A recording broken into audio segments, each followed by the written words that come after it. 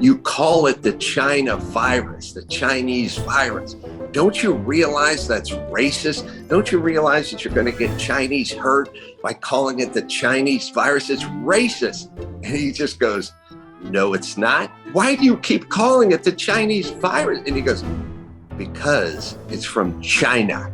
I think a lot of people go, I like Trump, but the problem is he drives my wife nuts and I got to live with her. Do you need Hollywood anymore? Do you still need them maybe the same way you might have needed them 20 years ago? No, I don't need them at all. And thank God. If you were at a convention for flat earthers and you had to get up in the podium and speak, would you say the earth is flat?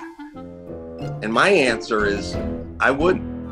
I'd say the earth is round, and then everyone would start booing. And I'd say, I don't know what you want me to tell you, that's what it is.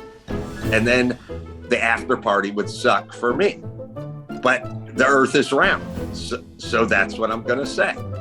And that's how I felt about COVID. So the after party sucked, living in Hollywood and speaking the way I was speaking about COVID. But what are my choices? Join you in saying the earth is flat?